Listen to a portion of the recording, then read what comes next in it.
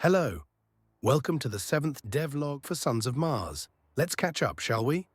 Over the past 2 months, I've been focusing on performance optimizations and also the environment, specifically the world of nanite, procedural generation, and nodes/shaders.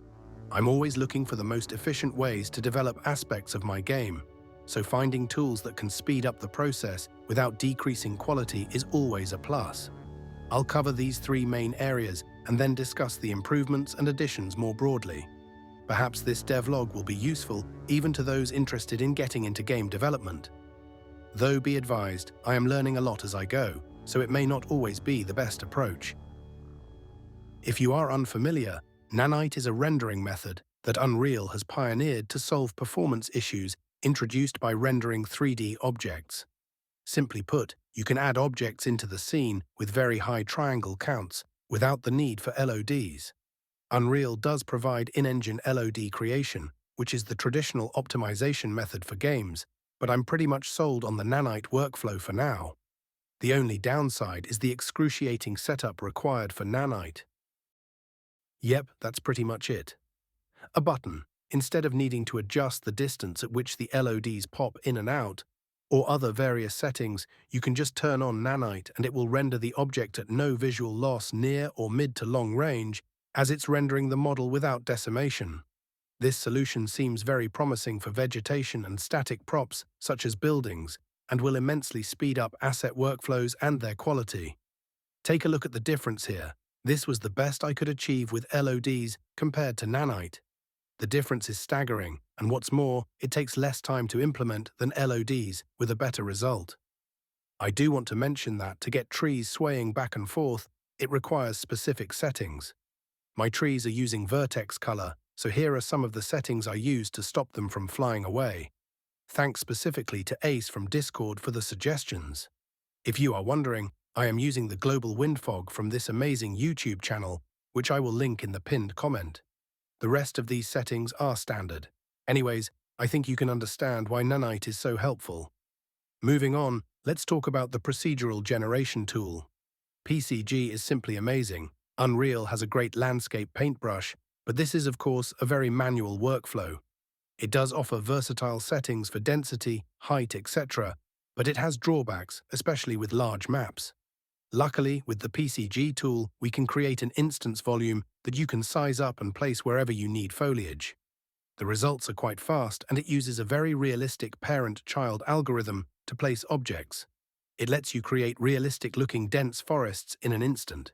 You can also come in and manually move or replace objects within this volume, as it works seamlessly with the landscape brushes.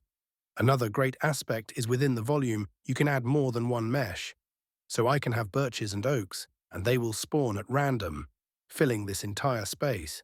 Essentially, this will be useful to get a nice, realistic base down. Then, after it can be manually adjusted and visually improved. Lastly, I wanted to mention that I've been digging deeper into shaders. Specifically, to get the trees swaying back and forth, we have to tell the engine where and what not to sway with some sort of mask. This can be done in Blender with vertex painting. This is what that process looks like. It's a neat little trick to get some cheap effects. By using what's called the world position offset, you can get all sorts of useful effects. We have also added in parallax for some textures. I think it's an interesting effect when using the pixelated style.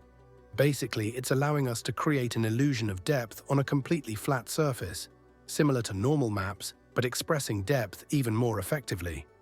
Speaking of visual improvements, I have also updated house assets to be more three-dimensional.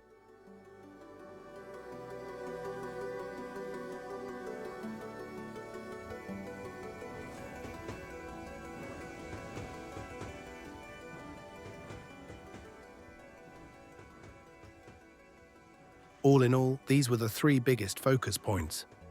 Aside from those, we have made visual adjustments such as distance fog, blur, local fog, and I've started dabbling in particle effects. Slowly but surely, I will be able to put all of these new effects together for a more polished and cohesive environment. I've taken what I learned from this large test map to apply to a new, slightly smaller map. I did a ton of research on the correct sizing and optimizations. Now that I am more confident about the inner workings of map making, I can actually spend more time detailing and refining this new map. In summary, we are doing a lot to update the game visually, and as a precaution to do the necessary optimizations early on.